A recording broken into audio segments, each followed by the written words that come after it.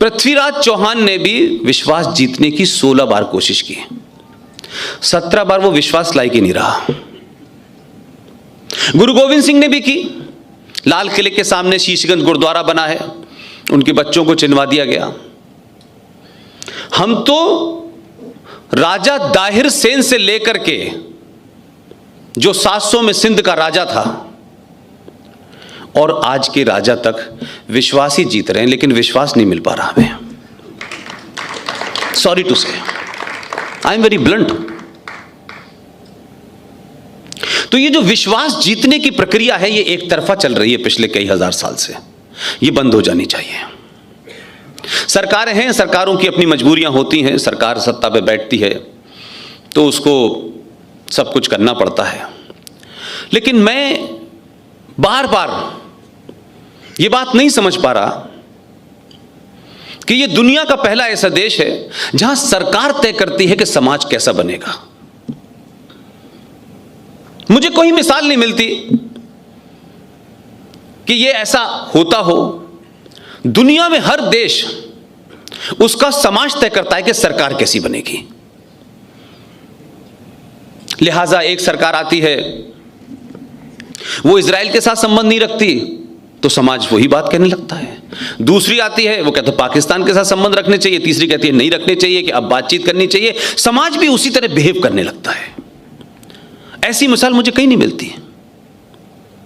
समाज परमानेंट है, सरकार आनी जानी है। अगर समाज चैतन्य होगा, समाज को अपने इतिहास पे, अपनी संस्कृति पे अगर भरोसा है, मान है, सम्मान है, तो चुन के भी वही जाएगा जो उसका सम्मान करे। हम भेड़ चाल की तरह किसी को भी चुनते रहे हैं। किसी को भी चुन दो भाई। अब तो यह स्थिति आ गई है कि अब आपको मिल ही नहीं रहा कि किसे चुने।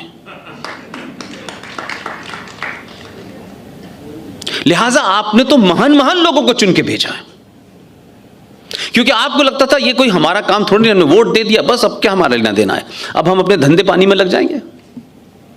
लेकिन आप धंधे पानी में लगे रहे और 70 साल में जिनको चुन के भेजा, उन्होंने इस मुल्क को 70 साल में 1947 के मुहाने पे खड़ा कर दिया है। जो समस्याएं 1947 में आप कहा करते थे, जिन समस्याओं से ये देश बटा, ये देश आज उसी कगार पे खड़ा हुआ है। अब यकायक आपको पिछले 5 साल में बोध हुआ है, और उस बोध कराने के लिए इतने हजार साल की परंपरा, इतने हजार साल पुराना सांस्कृतिक देश, चाणक्य, कोई भी नाम ले लीजिए, किसी दौर में एक से एक बड़ा आदमी आपके इस 5000 साल, जिसको रिटन तौर पे कहते हैं, लोग कहने को तो उसको लाख साल की कहते हैं, लेकिन मैं एक कट पॉइंट मान लेता हूं कि 5000 साल पुरानी सभ्यता है। ये 5000 साल पुरानी सभ्यता का देश पिछले 70 साल से इसे बौने चला रहे थे, क्योंकि आपने सब कुछ छोड़ दिया, कुछ विजनरियों के लिए छोड़ दिया। अब उनके वारिस आजकल ढूंढ रहे हैं कामराज जी को, कि कोई कामराज आए, कामराज का प्लान करे, कुछ बचा ले। लेकिन जिनको राज चाहिए वहां कामराज नहीं मिलता। घुमा के हम इस स्थिति में खड़े क्यों हैं? इसके लिए मैं राजनीतिज्ञों को दोष कभी नहीं देता, इसके लिए मैं समाज को जिम्मेदार ठहराता हूं। आपने 70 साल में कैसा भारत बनाया है?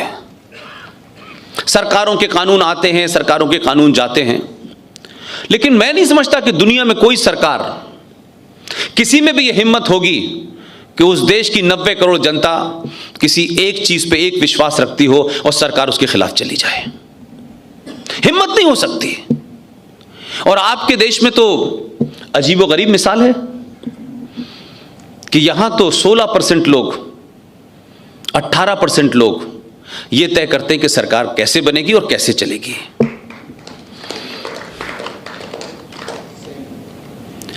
हम मेजॉरिटी के लोगों का दिक्कत यह है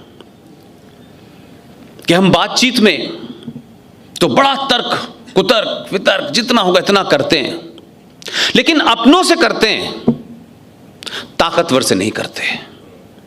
जबकि आपकी संस्कृति में तर्क करने की शक्ति पूरे इतिहास में मिलती है कि आप तर्क से लोगों को हरा देते हैं। आज आप तर्क करने लायक ही नहीं बचे।